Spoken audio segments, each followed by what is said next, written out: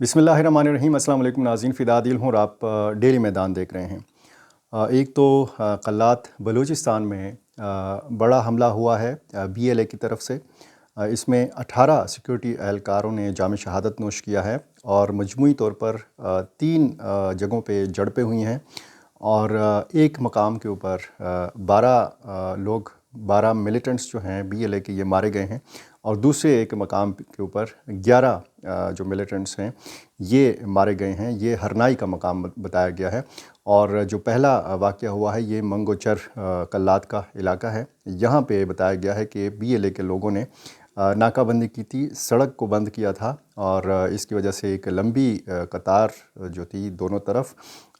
चूँकि ये क्वेटा और कराची जो है वो मेन मरकज़ी शाहराह है,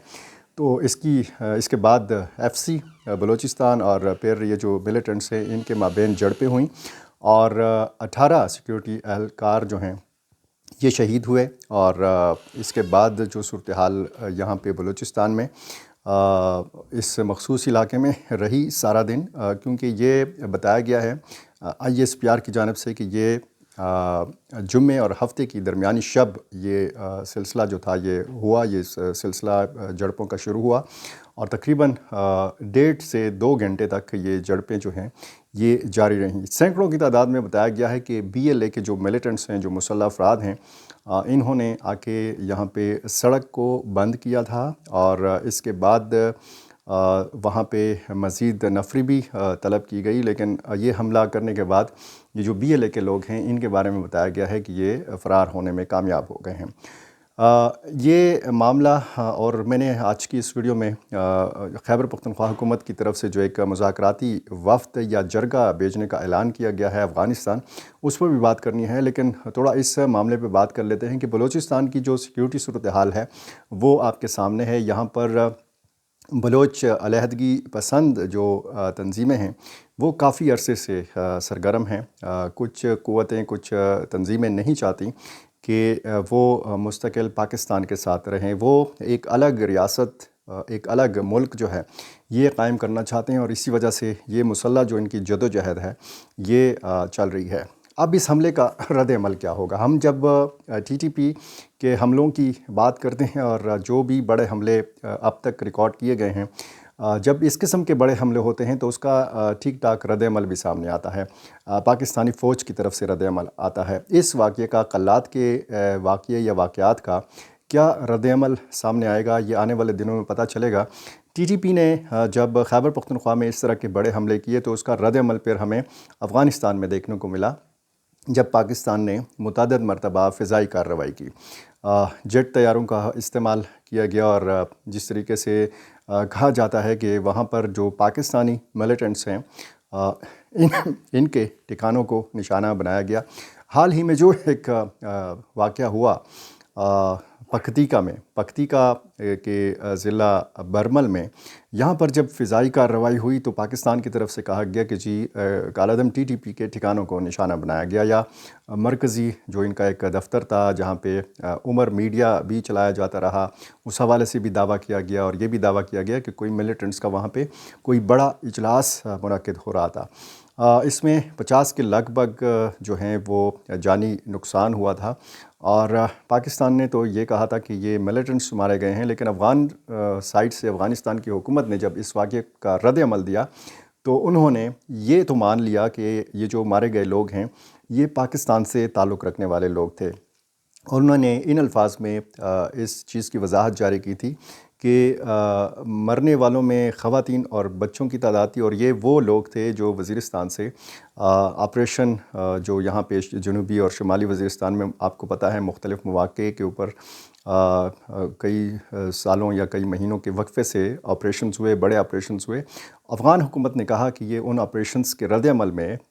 उससे जान बचा के ये लोग जो है ये अफ़गानिस्तान मुंतकिल हो गए थे। वज़ीरिस्तान से ताल्लुक़ था इन मुहाजिरीन का और इन्होंने ये नहीं कहा कि ये अफ़गान जो मकामी लोग हैं ये मारे गए हैं। उन्होंने कहा कि पाकिस्तान की फ़िज़ाई कार्रवाई में पाकिस्तान ही के लोग जो हैं ये मारे गए हैं। अब ये जो कल्लात में बड़ा हमला हुआ है اس کا کیا رد عمل ہوگا؟ پاکستان کا یہ الزام ہے کہ جو پاکستانی ملیٹنٹس ہیں یا جو پاکستانی تحریک طالبان کے لوگ ہیں یا جو بلوچ علیحدگی پسند لوگ ہیں، ان میں سے کچھ لوگ یہ افغانستان کی سرزمین کو استعمال کرتے ہیں، یہ افغانستان میں موجود ہیں۔ تو اس سے پہلے اگر آپ بلوچستان کے حوالے سے دیکھیں، اور جو مطلوب لوگ ایران کو مطلوب ہیں وہ بلوچستان میں، ایران کا یہ الزام ہے کہ یہاں پر ان کے ٹھکانے ہیں، اور جو پاکستان کو مطلوب ہیں وہ پھر ایران کا ہی جو کچھ علاقہ ہے وہ استعمال کرتے ہیں۔ کچھ جب ابراہیم رئیسی صدر تھے جو شہید ہو گئے تھے ہیلی کاپٹر حادثے میں، اس سے قبل آپ کو یاد ہوگا کہ پاکستان اور ایران نے ایک دوسرے پر میزائل اٹیکس کیے تھے۔ پہلے ایران کی طرف سے کیا گیا تھا، اس کا ٹھیک ٹھاک جواب پھر پاکستان کی طرف سے دیا گیا تھا، اور پھر حالات دونوں ملکوں کے کشیدہ ہو گئے تھے۔ ایرانی وزیر خارجہ پاکستان دوڑے دوڑے آئے تھے، ان کا ٹیلی فونک رابطہ بھی ہوا تھا پاکستانی حکام کے ساتھ، اور اس کے بعد صدر ابراہیم رئیسی بھی پاکستان کے دورے پر آئے تھے، اور یہ تعلقات جو تھے بہت جد معمول پر آ گئے تھے۔ اب کلات بلوچستان کا یہ جو بڑا واقعہ ہوا ہے، اس کے رد عمل میں ظاہر ہے کہ پھر یہ جو انٹیلیجنس بیسڈ آپریشنز کا سلسلہ ہے یہ تیز کر دیا جاتا ہے، مزید فورسز کو منگوا لیا جاتا ہے، اور علاقے میں سخت کشیدہ صورتحال جو ہے وہ نظر آتی ہے۔ یہ کوئی پہلا واقعہ تو نہیں ہے، لیکن یہ بڑے واقعات میں سے ایک ہے، کیونکہ اس میں سیکیورٹی فورسز کی 18 جانیں گئی ہیں۔ 18 شہادتیں جب ایک واقعے میں ہوتی ہیں تو ظاہر ہے کہ ایک بڑا حملہ ہوتا ہے۔ بلوچستان کے حوالے سے اگر بات کی جائے، پاکستان کے قبائلی علاقوں کے حوالے سے بات کی جائے، اور پھر پاک افغان سرحد کے جو علاقے ہیں یہاں کی صورتحال کا جائزہ لیا جائے، اور پھر ماضی میں قیام پاکستان سے لے کر اب تک کی صورتحال کا جائزہ لیا جائے، تو اس حقیقت کو جھٹلایا نہیں جا سکتا کہ ان علاقوں کو پاکستان کی حکومتوں نے نظر انداز کیے رکھا ہے۔ یہاں کے جو لوگ ہیں بنیادی حقوق کو ترس رہے ہیں، یہاں کے معدنی وسائل پر ان لوگوں کا پہلا جو حق ہے وہ تسلیم نہیں کیا گیا، ان لوگوں کے جو آئینی حقوق ہیں وہ اس طریقے سے تسلیم نہیں کیے گئے یا ان کو دیے نہیں گئے جس طریقے سے یہ لوگ ان حقوق کے مستحق ہیں۔ اب اگر پاکستان اور افغانستان کے تجارتی روٹس کے حوالے سے بات کی جائے تو سپین بولدک چمن جو بارڈر ہے انتہائی اہمیت کا حامل بارڈر ہے، اسی طرح تورخم جو ہے انتہائی اہمیت کا حامل بارڈر ہے۔ اس ساری صورتحال کے حوالے سے اگر دیکھا جائے تو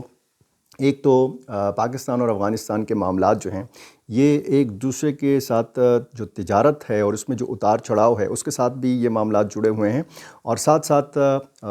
جو کالعدم تنظیمیں ہیں وہ بنیادی نقطہ ہے دونوں ملکوں کے مابین تعلقات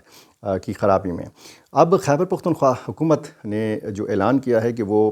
وفد بھیجنے کی تیاری میں ہے۔ علی امین گنڈاپور نے کہا تھا کہ انہوں نے متعلقہ حکام سے، وفاقی حکومت سے باقاعدہ طور پر اجازت لے لی ہے، بہت جلد افغانستان خیبر پختونخوا حکومت کا وفد جو ہے یہ جائے گا اور وہاں پر مذاکرات کا آغاز کرے گا۔ بیرسٹر محمد علی سیف ترجمان ہیں خیبر پختونخوا حکومت نے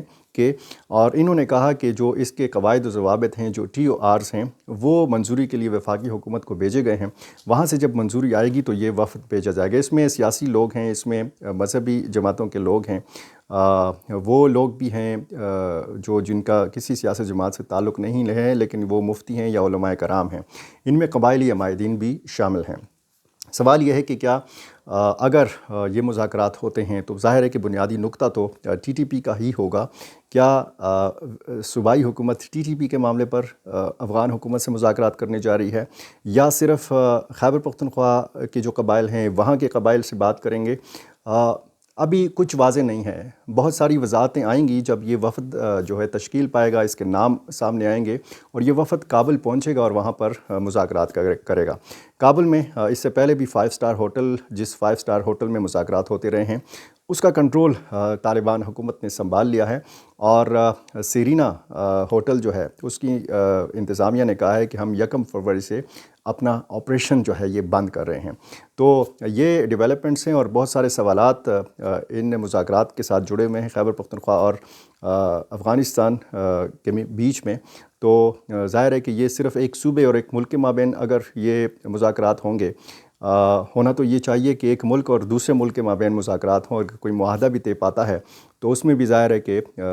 دونوں ملکوں کے جو حکام ہیں ان کو اپنا زیادہ کردار ادا کرنا چاہیے۔ بہرحال ایک اچھی پیش رفت ہے، ایک اچھی کوشش ہے، اور اللہ کرے کہ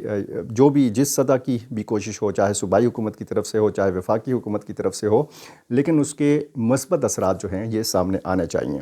ڈیلی میدان کا یہ یوٹیوب چینل اگر آپ نے ابھی تک سبسکرائب نہیں کیا تو یہ کر لیجئے، اور مجھے اپنی رائے سے ضرور نوازا کیجئے۔ بہت شکریہ۔